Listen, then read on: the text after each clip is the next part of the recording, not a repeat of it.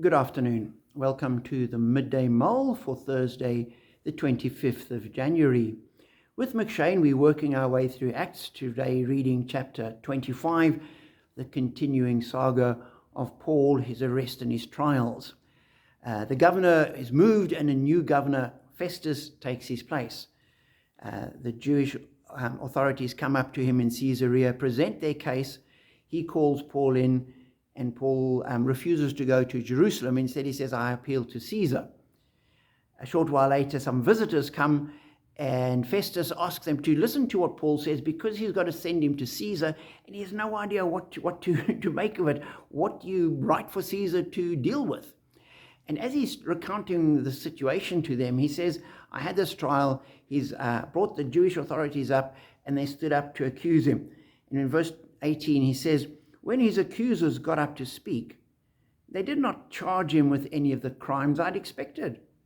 Instead, they had some points of dispute with him about their own religion and about a dead man named Jesus, whom Paul claimed was alive.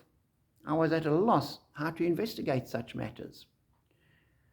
I can understand how a Roman who's outside of it all can't make sense of it and has no idea how to go forward. That's perfectly sensible.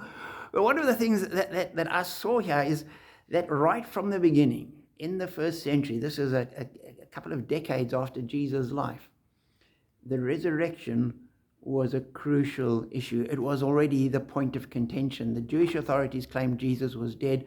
Paul claimed he was alive. He'd been raised from the dead. And so any notion that the resurrection was a myth added to Jesus' life centuries later doesn't hold up. That it was part of the faith from the beginning. And it's a central tenet of the faith. We believe that Jesus was crucified, died, and was buried.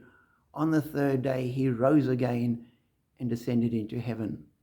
So we need to hold on to that. If we lose the resurrection, and there are a number of people that say, well, you can be a Christian and you don't have to believe in the resurrection, you can still be a Christian. I would say, well, yeah, I'm not sure. What kind of Christian would you be? What kind of God are you believing in if the resurrection isn't part of the deal? What kind of God do you believe in that is too weak to actually bring about a resurrection?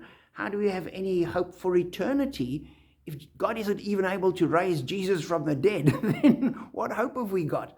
No, the resurrection has been a central core, a tenet of the faith from the beginning. It is part of our faith, and we hold on to it, knowing that Jesus overcame death. Therefore, we can face death with perfect peace and equanimity, because the Jewish authorities said that this Jesus was dead, a dead man, and Paul and Christians say, no, he's alive. That is our faith. That is our hope. That is what we hold on to. Be blessed.